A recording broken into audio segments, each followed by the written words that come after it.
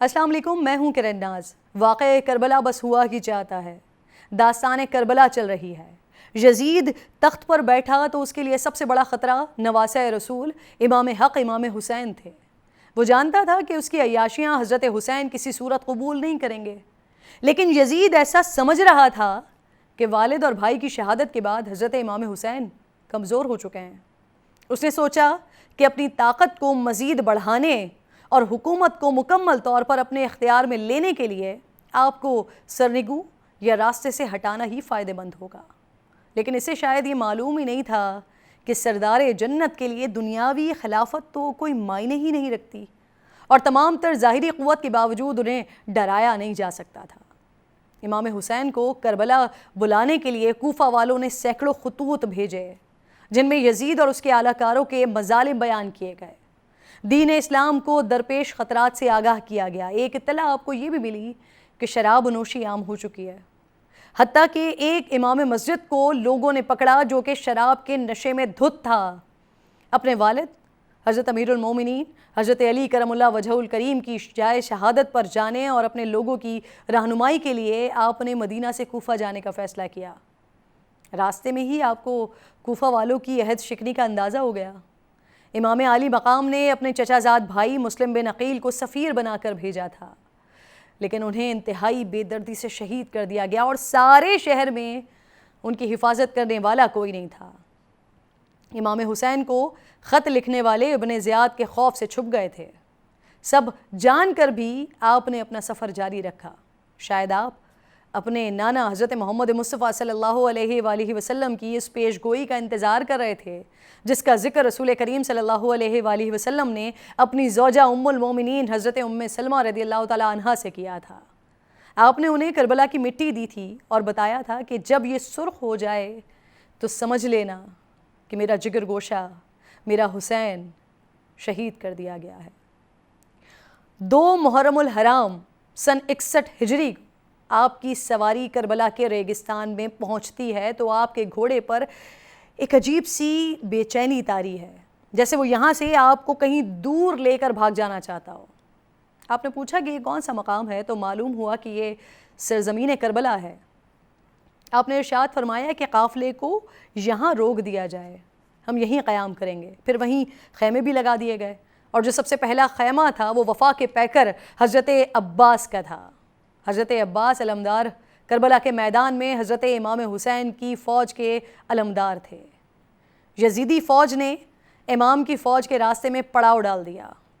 یزیدی فوج کی طرف سے ایک قاصد حضرت امام حسین کی خدمت میں حاضر ہوا۔ پیغام تھا کہ یا تو یزید کی بیعت کر لیں یا پھر جنگ کے لیے تیار ہو جائیں۔ حضرت امام حسین رضی اللہ تعالیٰ عنہ نے اپنے اصحاب اور اہل بیت کو اکٹھا کیا۔ آپ نے فرمایا کہ میں آپ سب لوگوں سے اپنی بیعت اٹھاتا ہوں، آپ آزاد ہیں، جانا چاہیں تو جا سکتے ہیں۔ کوئی جانے کو تیار نہیں ہوا، سب نے اپنی جانوں کا نذرانہ پیش کرنے کا عہد کیا۔ یزید کی فوج نے واپسی کے راستے بھی بند کر دیا اور امام عالی مقام کے لیے 2 راستے ہی چھوڑے کہ یا تو یزید کی بیعت کر لی جائے یا پھر جنگ کے لیے تیار ہو جائیں۔ اس سفر میں حر بھی ابن زیاد کے لشکر کو چھوڑ کر امام حسین کی طرف آئے اور پھر حضرت حر بن گئے۔ 7 محرم الحرام ہے۔ 7 محرم الحرام کو یزیدی فوج نے طاقت کے نشے میں حضرت امام حسین، ان کے رفقا، ان سب پر پانی بند کر دیا۔ امام عالی مقام کے ساتھی تپتے صحرا میں پانی کی پیاس سے تڑپنے لگے۔ یزیدی فوج نے معصوم بچوں کو بھی پانی نہیں دیا۔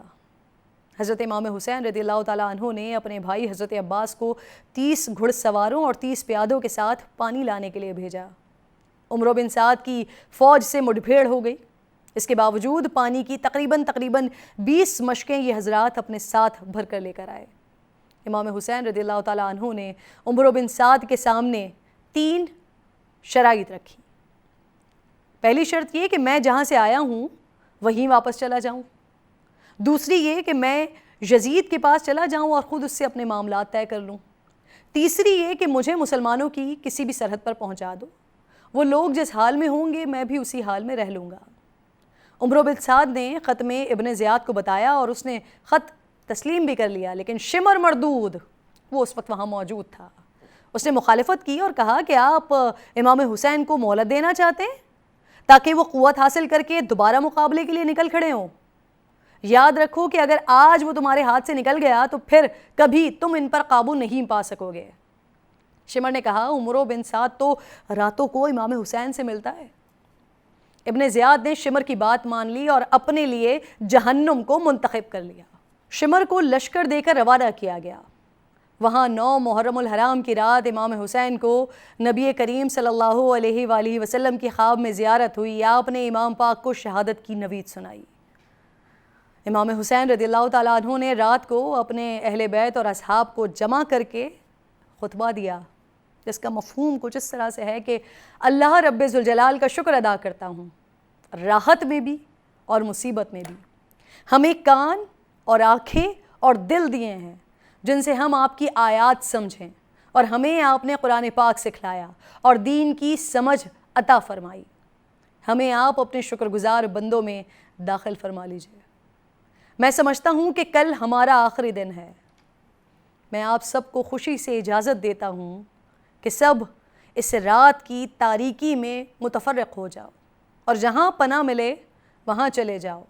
میرے اہل بیت میں سے ایک ایک کا ہاتھ پکڑ لو اور مختلف علاقوں میں پھیل جاؤ، کیونکہ دشمن میرا طلبگار ہے.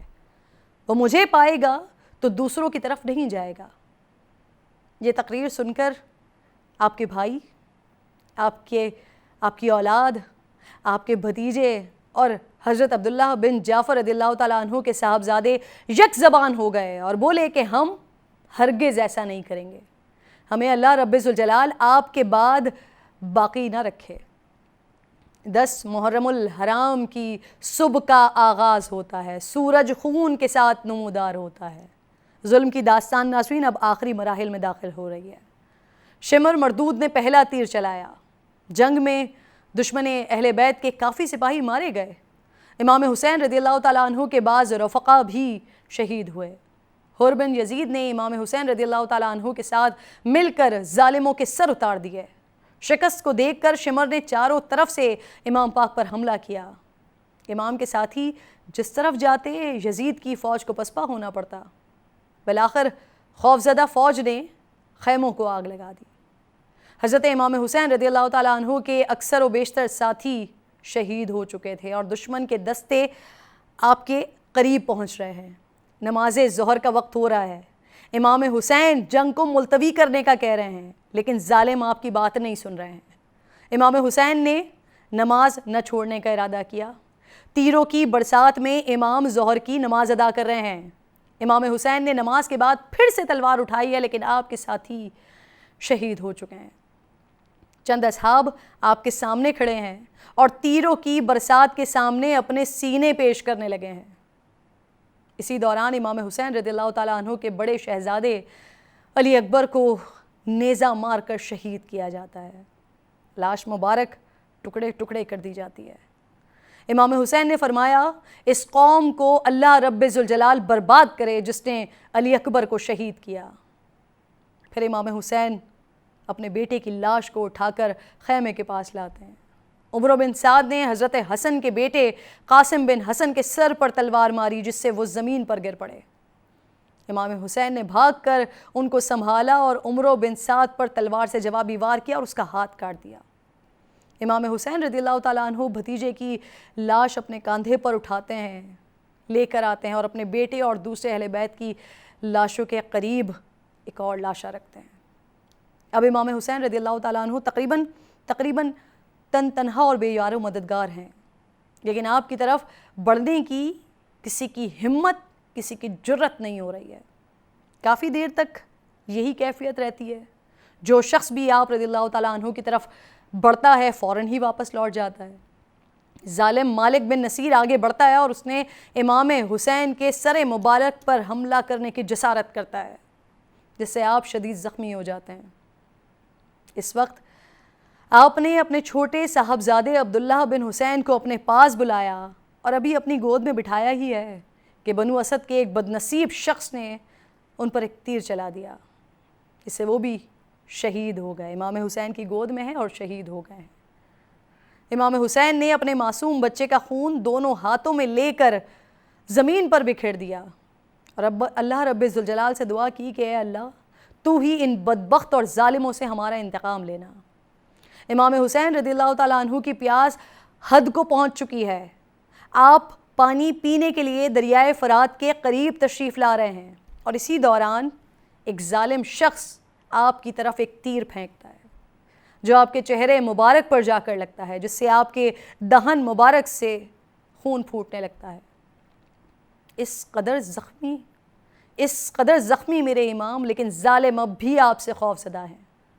پھر سب نے مل کر امام حسین رضی اللہ تعالیٰ عنہ پر تیروں اور نیزوں سے حملہ کر دیا، اور بالآخر امام حسین رضی اللہ تعالیٰ عنہ نے جام شہادت نوش فرما لیا۔ ان للہ و انا الیہ راجعون۔ اس لمحے یقیناً آسمان اور زمین کی تمام مخلوقات زار و قطار روئی ہوں گی۔ ظالموں نے اس کے بعد بھی امام پاک کا سر وجود اقدس سے الگ کر دیا۔ استغفر اللہ۔ میرا یقین ہے کہ ایسے مردودوں کو جہنم بھی قبول نہیں کرے گی۔ واقعہ کربلا رونما ہو چکا ہے، اور اس کے بعد کیا ہوتا ہے یہ تذکرہ انشاءاللہ کل کریں گے۔